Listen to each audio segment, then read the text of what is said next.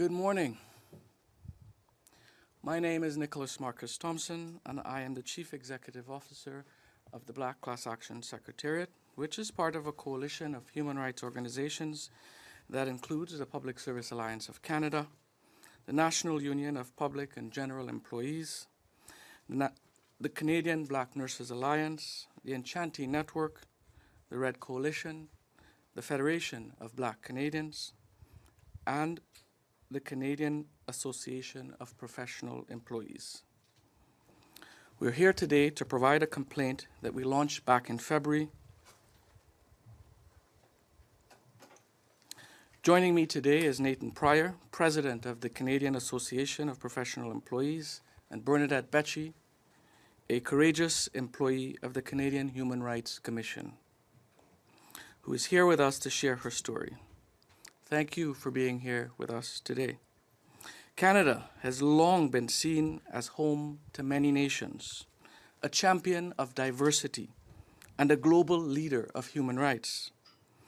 But our country is at risk of having that reputation irreparably damaged, with its human rights status now being examined by a United Nations oversight body. The Office of the High Commissioner for Human Rights Subcommittee on Accreditation has concluded that there is sufficient evidence to place Canada under special review because of findings of systemic anti-Black discrimination at the Canadian Human Rights Commission. It is concerned about the institution's ability to comply with international human rights laws. This decision is unprecedented. Canada's human rights record has never been investigated by the United Nations in more than 30 years that it has been a member state. This now puts us among the ranks of nations like Russia, Iraq, and Venezuela, who have faced a special review. If Canada's A status is downgraded to B, it will lose speaking rights at the United Nations Human Rights Council, as well as voting rights and governance positions, not to mention the humiliation we will experience on the international stage. It is important to note that the evidence submitted that led to this decision came directly from two federal institutions, the Treasury Board of Canada Secretariat and the Senate Human Rights Committee, which both concluded that the Canadian Human Rights Commission not only discriminated against Canadians seeking justice by dismissing complaints of racism, but also discriminated against their own employees. Let us be clear, these are not allegations. These are findings and conclusions by multiple federal institutions. It was these two reports that established enough grounds to re-examine Canada's international human rights standings. The Canadian government has acknowledged that anti-Black racism has persisted, and yet the government has failed to take concrete and tangible steps to address the issues, but they will tell you that they have. On Saturday afternoon, the day after the UN investigation was announced, the Liberal government released its anti-racism strategy for 2024 to 2028, highlighting a $110.4 million investment. But upon closer inspection, you can see that it is merely a repackaging of old funding and old commitments from 2022 and 2023. This is a clear attempt to distract from the embarrassment of this international investigation. The Liberals' 5-year strategy does not mention anything about creating improvements at the Canadian Human Rights Commission and the harms that they have perpetuated. By the government's own admission to its staff and the Canadian public. As a matter of fact, the government has cut critical funding for the Commission, leaving it with no choice but to cut programs. For far too long, the Canadian government has been in charge of investigating itself. How can it be those who have perpetrated these harms are then tasked with implementing the solutions? The result is a government that continues to serve platitudes, promises, reviews, and reports without any actual concrete change. there is no accountability when they don't meet their own commitments. And all the while, Canadians continue to suffer. So with this review underway, we're calling for a number of recommendations, many of which the government has agreed with in theory, but have not taken steps to implement. Along the themes of justice, recognition, and development, we're calling on the following.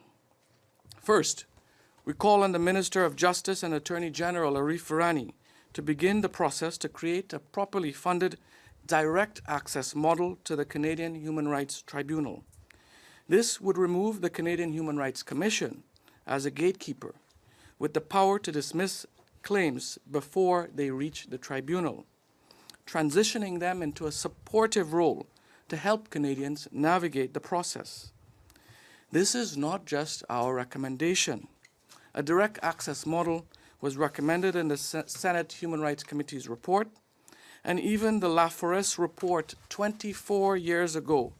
Since then, government after government have failed to implement that recommendation. Secondly, we call on the Minister of Labour, Seamus O'Regan, to expedite the amendments they have committed to making to the Employment Equity Act, in particular, designating Black people as an employment equity group due to the historic exclusion of Black people from employment opportunities. Thirdly, we call on the Minister of Diversity, Inclusion and Persons with Disabilities, Kamal Khera, to take steps to create a Black Equity Commission as an independent office of Parliament, as also recommended by the Senate Human Rights Committee. We must recognize that Black Canadians face unique challenges. They often experience some of the harshest forms of systemic discrimination, and yet are often the last to benefit from broad diversity initiatives. This office must have the powers to police the Canadian Public Service, as well as the Canadian Human Rights Commission, and all levels of government to hold it accountable, find solutions, and report to the Parliament. We have requested meetings with these three ministers, and we await their response. So with this international review, the Canadian government is now on notice.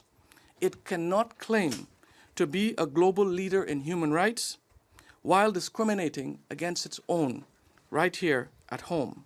It must take real steps to implement change that it has already promised. And it must happen with Black stakeholders at the table, not just as consultants, but actually in the decision-making roles to ensure that the recommendations are expeditiously implemented. I would now like to call on Nathan Pryor from the Canadian Association of Public Employees, who will be followed by Bernadette Becci, a current employee of the Canadian Human Rights Commission. Thank you. Thank you, Nicholas. My name is Nathan Pryor, President of the Canadian Association of Professional Employees. Je vais passer en français. L'Association canadienne des employés professionnels est ici aujourd'hui pour saluer l'examen de la Commission canadienne des droits de la personne, la CCDP, par l'Alliance mondiale des institutions nationales des droits de l'homme afin de déterminer sa conformité avec le droit international en matière de droits de la personne, en particulier les principes de Paris. Après avoir examiné les enquêtes menées par des tiers sur l'Organisme canadien de surveillance des droits de la personne en tant qu'employeur. I'll pass back to English. So in March 2023, the Treasury Board Secretariat found that there was discrimination and systemic racism at the Canadian Human Rights Commission. In a decision issued on a policy grievance that was filed in November 2020 by us, CAPE, and similarly by the Association of Justice Council and the Public Service Alliance of Canada, that pointed to discrimination against their Black and racialized employees. And the Senate Standing Committee on Human Rights, they made a report on anti-Black racism at the CHRC, which they produced just in December 2023, which was even more damning and confirmed what we already knew. So, while the Treasury Board invited all the parties to participate in mediation to seek a meaningful resolution, we're not at all satisfied with the non-systemic approach to the problems that we're seeing at the CHRC. Systemic solutions are needed to uproot for good the systemic issues of racial discrimination that persist at Canada's Human Rights Office. And that's how we found ourselves where we are today. where Canada's human rights status is now seriously threatened. So organizations such as the CHRC, which are fighting for the advancement of human rights and for social justice, should be held to a much higher standard of accountability and integrity for obvious reasons. Excuse me. But instead, we found ourselves in a place where that office is one of the main targets of a historic class action lawsuit and is now under international investigation. And so this is shocking. By failing their Black and racialized employees, including our members, the CHRC not only betrayed their fundamental principles, but also perpetuated the very injustices that they claim to oppose, undermining their credibility and the world's trust. And this isn't just high-level moralizing. We're talking about real harm to real people that's been going on for decades and that could have been prevented. And so we're hoping that this review will compel the CHRC to change its policies and procedures and to take the clear action steps needed that Nicholas spoke to before. Black public employees and Canadians more generally are done with this government throwing up smoke and mirrors, making a lot of noise about listening. And we're starting to see real consequences here to their foot dragging. And Canada's reputation is now taking a big hit. And this was entirely avoidable, and time is now running out. And I'll now introduce Bernadette Becci, who's a CAPE member and is a current employee at the CHRC. Thank you.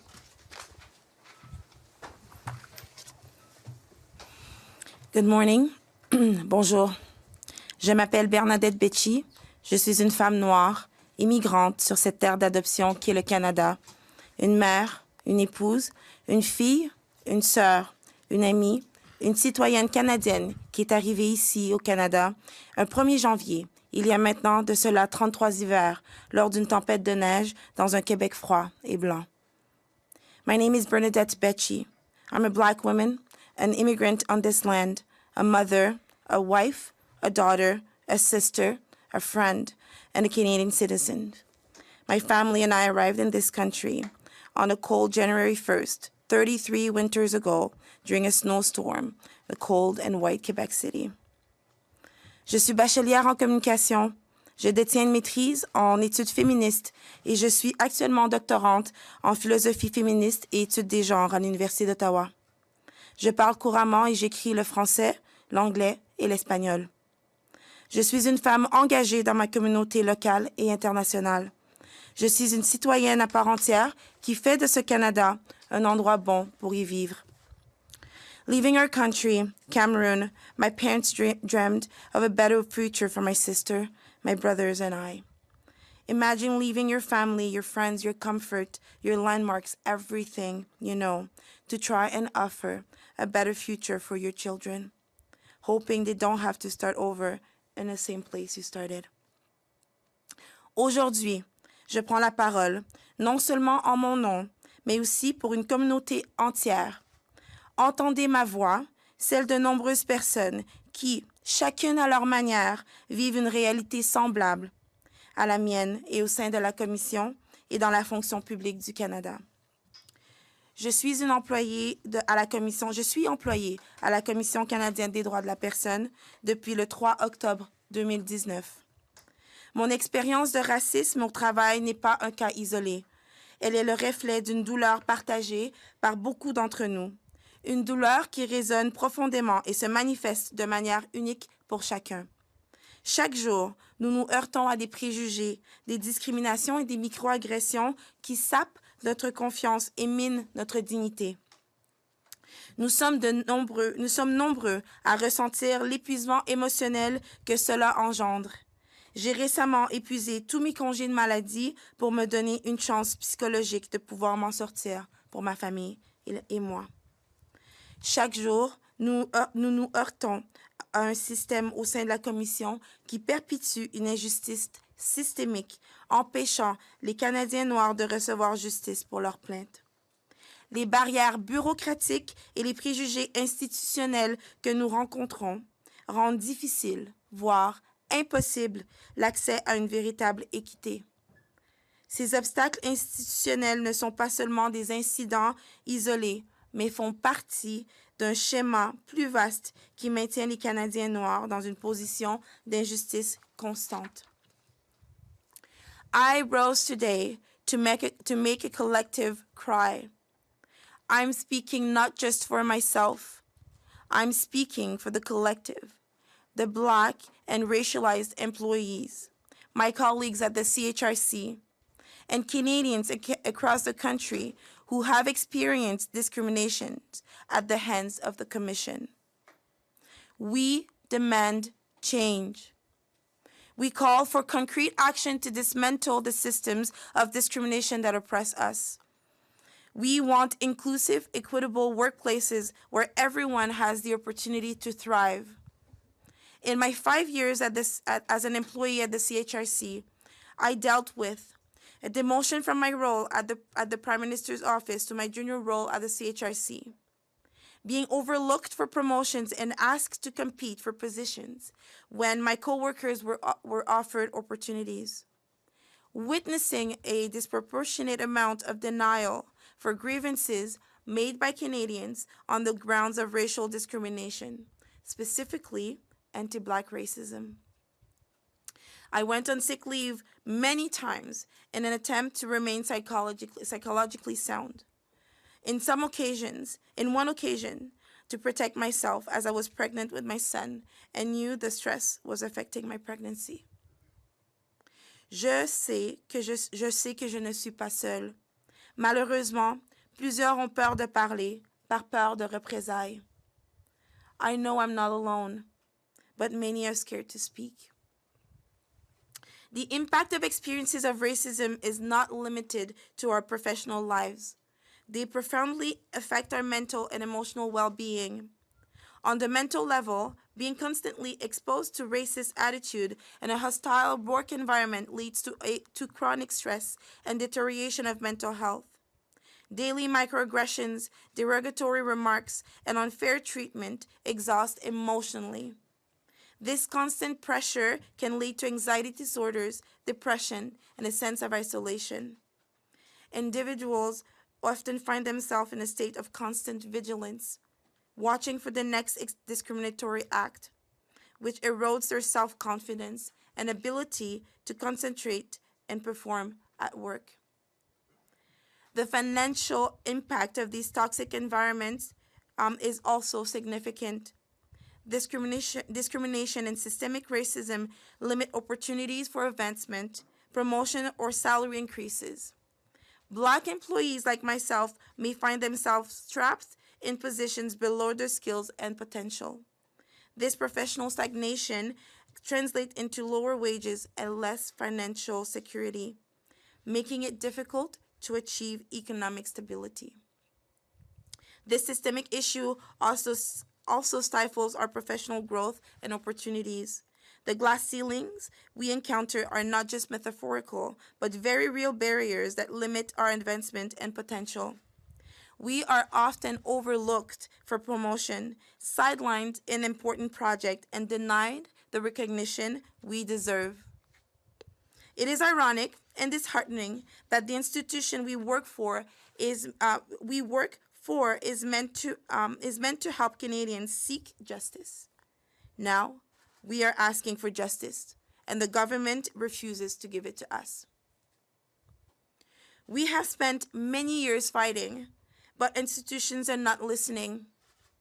In fact, raising the alarm has been a professional suicide for myself. It has put a target on my back, not just at the CHRC, but across the public service and beyond, where I have now been turned down for multiple jobs. This signals to me that this institution knows they can continue to act with impunity and there will be no recourse. This is why we're welcoming this review by an international body, in the hopes that the government will finally take this issue seriously. A year ago, when appearing before the Senate of Canada for the study on anti-Black racism and discrimination, sexism and discrimination, I received a public apology from the Chief Commissioner at the CHRC. 1 year later, things are worse than ever for me. Nothing has really changed, and I'm currently still sitting in the same level and category I came in 5 years ago. We are tired of empty promise, performative apologies, and the government's failure to act on their own recommendations. As a mother, I strive to be a source of strength and inspiration for my children, for our children, teaching them to embrace their identity with pride. I want them to grow up in a global society that values their worth and sees their potential. Just like my parents, the idea of a better world for our children is what keeps me fighting. So they too don't have to start where their parents started. En tant que mère, je m'efforce d'être une source de force et d'inspiration pour mes enfants, pour nos enfants, en leur apprenant à embrasser leur identité avec fierté. Je veux qu'ils grandissent dans une société globale qui valorise leurs valeurs et voit leur potentiel. Tout comme mes parents, lorsqu'ils ont tout laissé derrière pour venir s'installer ici au Canada. L'idée d'un monde meilleur pour nos enfants est ce qui me pousse à me battre. Pour qu'ils et elles n'aient pas à commencer là où nous aurons commencé. Ubuntu. I am because we are. Je suis parce que nous sommes. Akiba. Merci. Thank you very much, Bernadette, for your courage in sharing your story that we know many, many Canadians are also experiencing. I'd now like to take this opportunity to invite Canadians who have experienced discrimination at the hands of the Canadian Human Rights Commission to contact us so that we can submit their experiences as part of this review. The review will take place in the fall of this year, following which they will provide their findings on. This concludes our press conference. I would now open the floor to any questions that you may have. How binding is this, David Thurton, CBC News, how binding is this review? Does anything change, or is the Commission compelled to change anything if the status is downgraded? If the status is downgraded, Canada as a human rights leader will, if it doesn't take steps, it will not be able to sit and to participate in the international community on critical human rights issues. And that in itself should be a deterrent to act. Having no voice on the international community is damning to this country and its global reputation. So when you say the international community, that's very broad. Like, what exactly do you mean by that? Well, the Human Rights Council has over 100 member states that participate in that UN mechanism. The United Nations is the global body recognized that has a very large membership of countries around the world. It is the international standard for global governance. So to have Canada not have a voice there, and especially on the Human Rights Council, to be able to, not have a voice there, it would be a disaster for this country. En français? Le Canada en ce moment a un statut A et la révision pourrait changer le statut. Je me demandais quelle est la vraie valeur de cette révision-là quand on regarde d'autres pays qui ont un statut de A en termes de droits de la personne. Haïti, l'Afrique du Sud, l'Inde, l'Irak ont tous un statut de A. Quelle valeur ça aurait que le Canada serait amené à B avec d'autres pays comme la Suède? Veux-tu prendre celui-là? Veux-tu que je mange? Vas-y. Okay. Oui, on peut dire que le dommage est à la réputation. Si nous sommes en dessous de l'Irak dans la classification des statuts de la droit de la personne, ça c'est incroyable. Ça c'est le Canada qui va être en dessous des autres pays qui ont une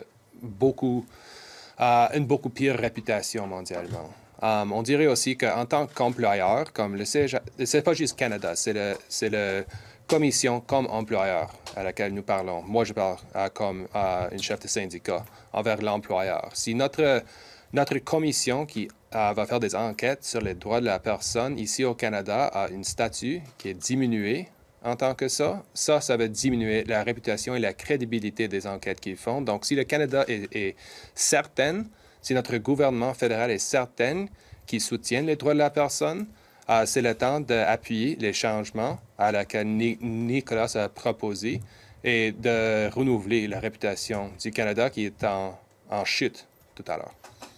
Merci. Ça donne l'impression, en attaquant le Canada sur cet enjeu-là des droits de la personne, monsieur le dit, le Canada est un leader historiquement. Ça donne l'impression que vous estimez que le Canada n'est pas un leader et que vous croyez que la situation du Canada est pire que celle qu'on trouve en Irak, Haïti, en Afrique du Sud. Qu'est-ce que vous répondez à ça? Mais c'est pas moi qui va dire ça. Ça va être la commission qui va faire l'enquête. On a fait la plainte et c'était trouvé comme ça avait de la valeur, comme ça avait assez de base pour le soutenir. Donc, c'est pas nous autres qui dit qu'il y a une plainte ici qui a juste aucune valeur. C'est comme la valeur était déterminée par la commission à laquelle on a fait la plainte. Et aussi, on a fait 2 enquêtes indépendantes tiers avec le Sénat et avec le secrétariat du Conseil de la Trésor qui ont trouvé les deux sans difficulté. Ils ont dit que oui, il y a de la discrimination systémique à la commission. Donc, ce n'est pas nous autres qui disent ça, c'est le secrétariat du Conseil de la Trésor, c'est le Sénat et peut-être ça serait un organisme mondial là, qui va le dire parce que si nous continuons avec une enquête faite par ce gouvernement lui-même contre leur propre agence, comme ça, on se trouve dans une situation, c'est comme quand la police va faire une enquête vers la police.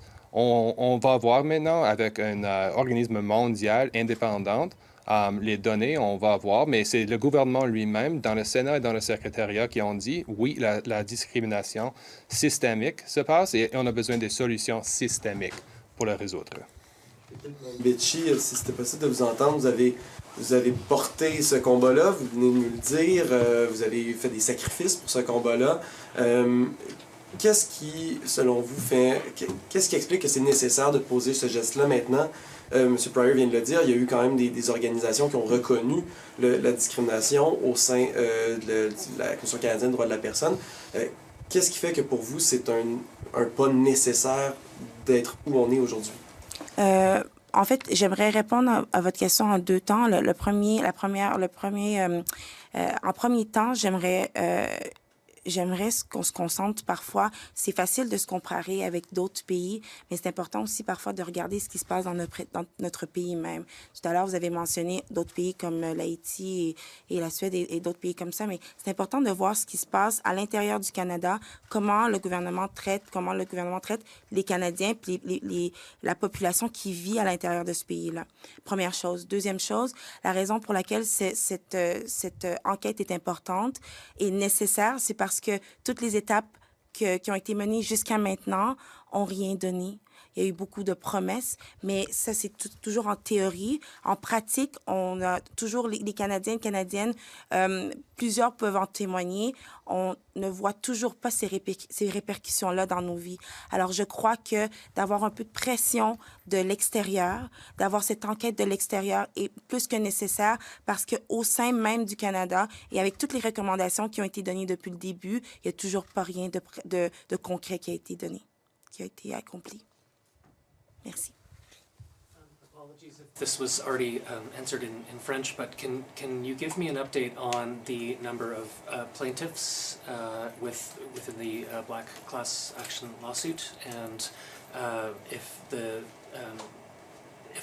number of dollars that are being sought right now has increased in the last 6 months?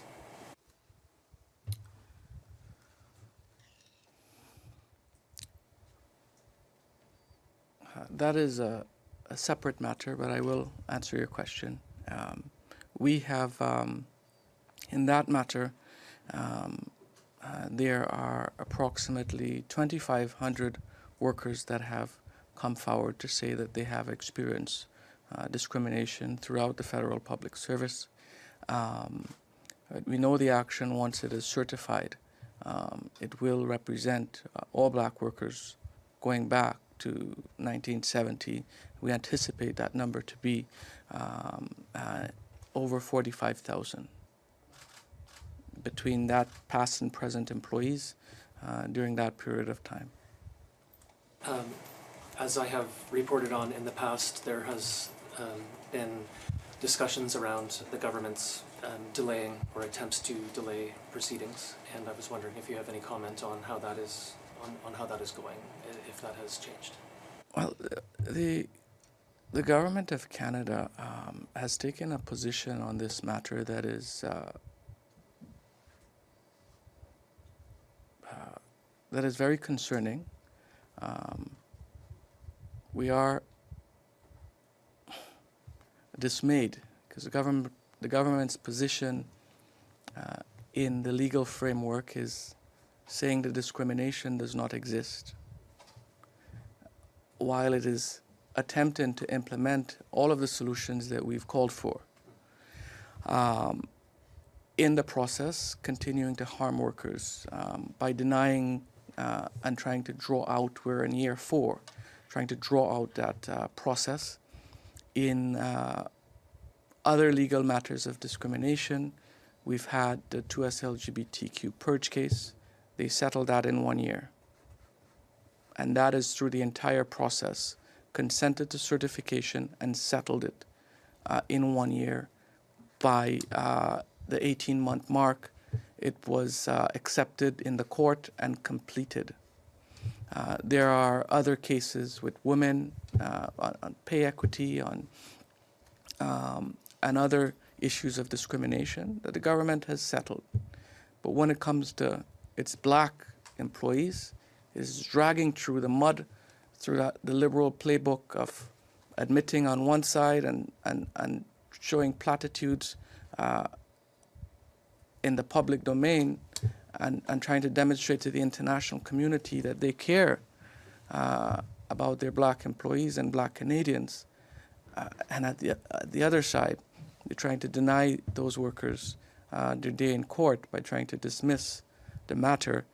And it's very disturbing because the very body that Canada wants workers to turn to, the Canadian Human Rights Commission, that very body is plagued with discrimination.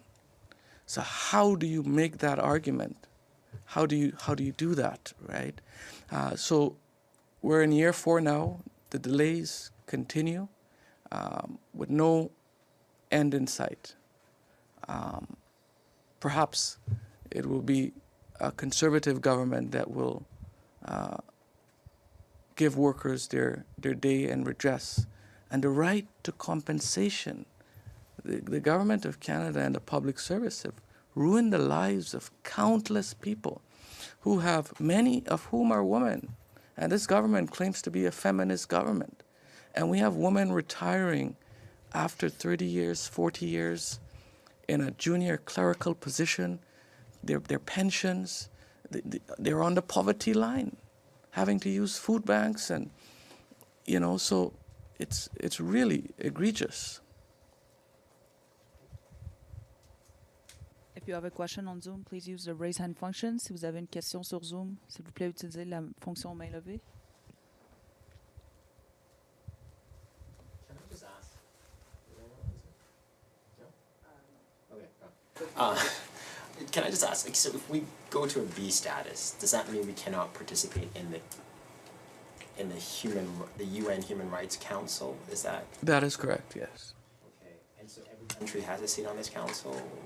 That has a status rating, is able to participate in that UN mechanism. Okay. So it's quite a complicated structure. We have the Global Institute, the Global Alliance for National Human Rights Institution, that does the accreditation process for human rights bodies around the world, and then there's the GANHRI Bureau that that consists of other mechanisms that report to the UN out of the Office of the High Commissioner for Human Rights, and then the General Assembly. So the General Assembly has set those rules for GANHRI accreditation in that entire process, and the rights that comes with each status. So the rights that comes with an A status allows for full participation in these mechanisms.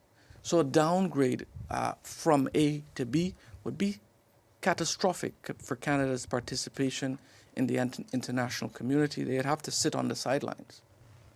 In Canada right now, correct me if I'm wrong, is asking for a seat on the council. What has a seat already?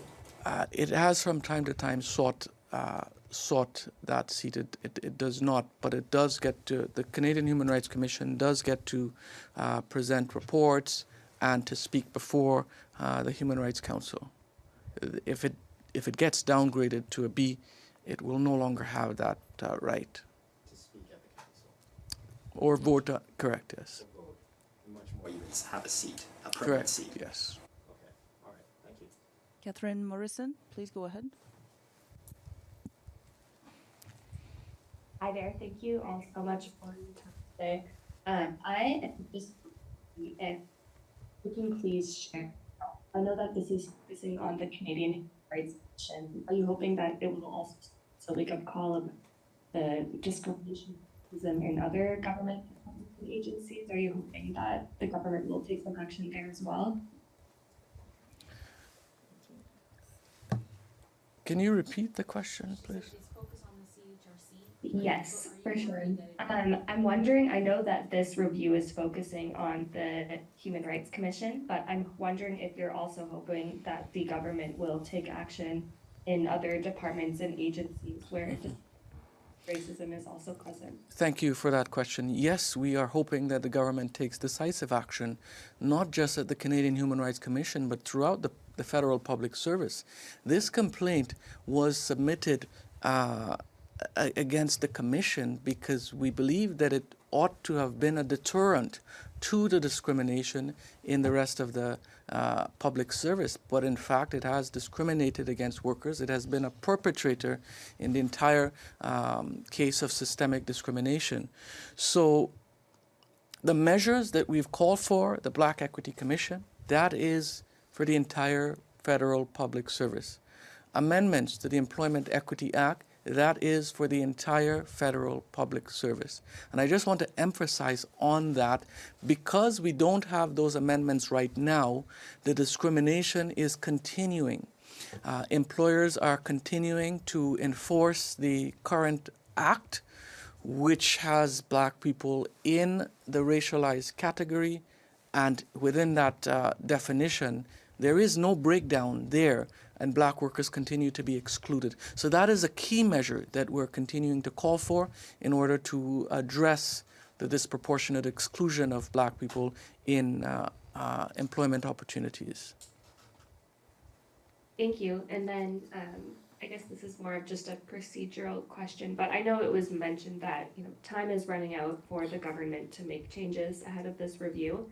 I'm wondering, is there any possibility that the review can be, canceled or extended if changes are made, or is it, is that it will take place, but it's needed for change to happen so that we remain at the A status? So that question falls entirely within the purview of the Global Alliance for National Human Rights Institutions and the Office of the Human Rights Commissioner out of the United Nations.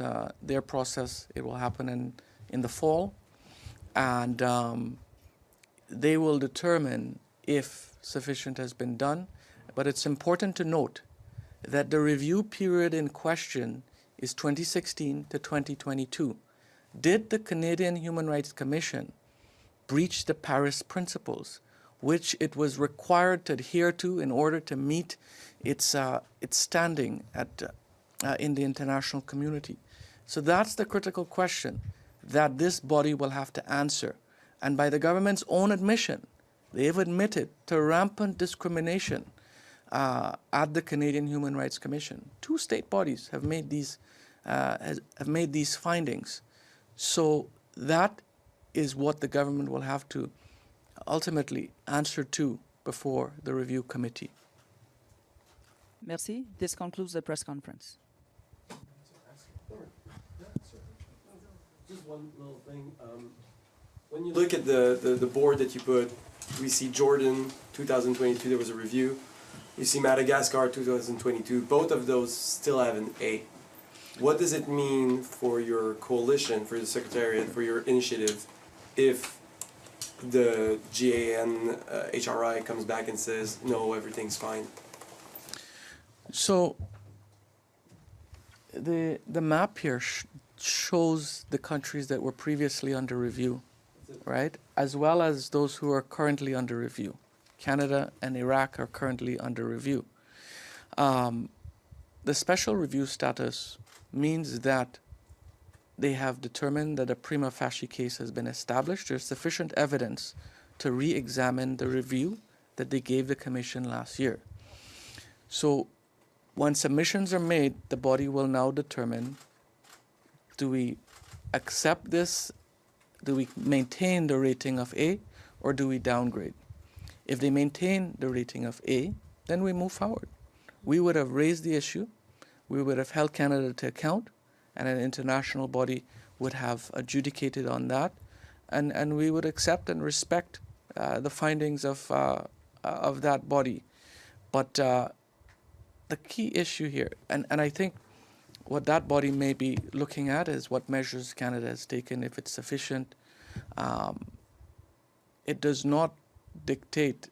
Canada has already said we've discriminated on several occasions, right? So that cannot be changed.